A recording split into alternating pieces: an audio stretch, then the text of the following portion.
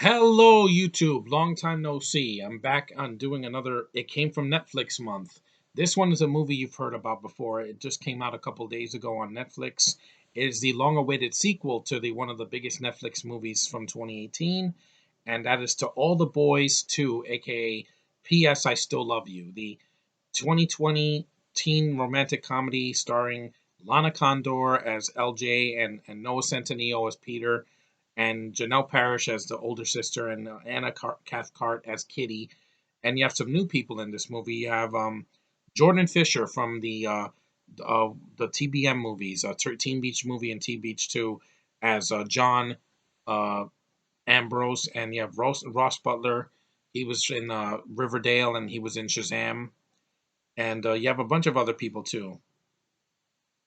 Now, this sequel was a lot of fun. It was cute. It's not better than the first movie, I'll say that. There's some things about it that bothered me, just a few things. But it's still, the romance is still good. It's still better than after. It's charming. The characters are still very likable. And this new character, John Ambrose, the guy that, LJ, I keep saying, what's her name? Laura Jean? Yeah, that she wrote a letter to him when they were kids, and he has a crush on her, and they have their moments together. It's really cute. And yeah, there's a third movie on its way in about a year from now. I think it's in post production, and the plot is basically that these two are dating now, and they're making it official, and they're trying to get through the ups and downs of being a couple.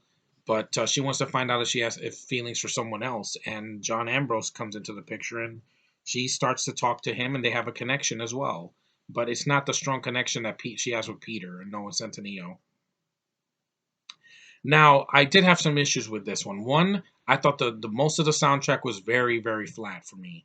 It's loud, it's obnoxious, and it's trying to tell me how I'm supposed to feel. I'm like, guys, the CW did this a long time ago and it didn't work then. Don't force me to feel something. Let me feel something with the score or with a song that fits the scene. Not a song that takes me out of it and is just loud and it's taking me out of it. There's one song in this movie that has a curse word in it, and I'm like, why? It's not needed. It's forced. Also, some of the dialogue I thought was a little flimsy, just like in Booksmart. Here, it's less obvious. It's just some of it is very random. Like there's a scene where Laura is eating a sandwich, an ice cream sandwich with the black gay guy, and there's this he says, "I want to have a line of guys line up in front of me," and he says some line about that. Oh, I would do this guy and Michael B. Jordan. I'm like, what the hell does Michael B. Jordan have to do with this movie? It has nothing to do with it. It's just very random. There's some dialogue I would have cut out because it just makes the movie kind of like you know it hurts a little bit. And also, I didn't like Jen, the girl that played Jen. What's her name?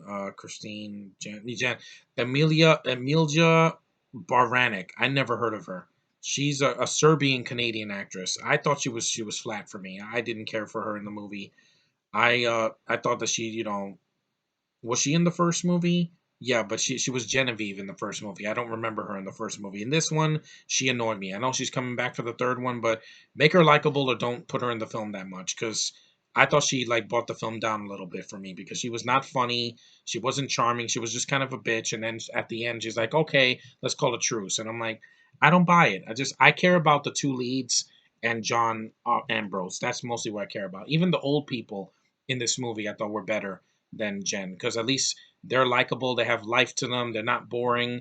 They have some decent dialogue. They have good moments, and they dance. So that's good. And there's a bingo scene where they can hear everything that Laura and John are talking about during their little conversation. But yeah, the movie. If you like the first one, this is definitely a step. It's a small step down, but not it's not terrible. It's a good sequel. It has development for the characters. I still like these characters. There's a recap of what happened in the first movie in case you missed it. Kitty is still very cute. Anna Cathcart. I wish there was more of her in the film, but she was doing Descendants 3, so she wasn't available too much. But she leaves an impression. She's still as cute as in the first movie. Um, Maddie Ziegler's in the movie. I think she's the blonde girl. She's likable. There's just a lot of like these people act normal. Some of the characters in Booksmart were way too cartoonish for me. Some characters in other dramas, teen comedies, whatever, they were just like not needed. Like in Zambo's, Bucky and his gay Asian friend were not needed in the film. You could have cut them out or make them, I don't know, likable or just make them threatening. They're neither. So, but here it's fine. It's a short movie. It's an hour and 30 something minutes. Without the end credits, it's like an hour and 35. It's very quick. It's not painful like Twilight. It doesn't drag on for 2 hours. Uh, it doesn't have any sex scenes. It doesn't have any forced nudity or any rape or anything like that. So you're gonna watch a clean movie. And for Valentine's Day, I could have seen a much worse movie.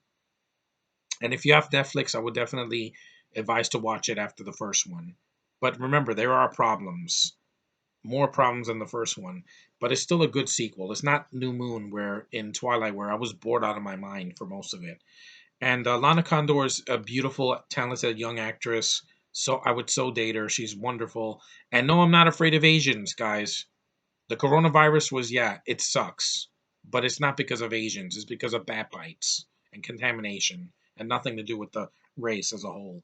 But anyway, yeah, I like the integration here because it's not wokeness.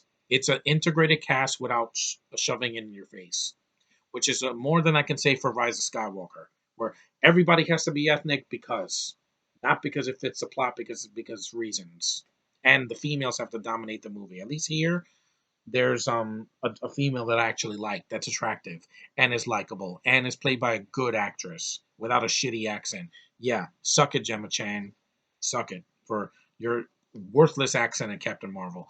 But anyway, yeah, this movie is fine. If you've seen it on Netflix, I want to hear your thoughts on it. It's a good sequel. It's fun. It's lighthearted and it's not too dark. So that's what I liked about it. And there are problems, like I said. Some of the soundtrack is obnoxious. Jen, I don't like her as a character, and some characters kind of get underused. Like the dad is not in it that much. The cat Kitty is not in it that much.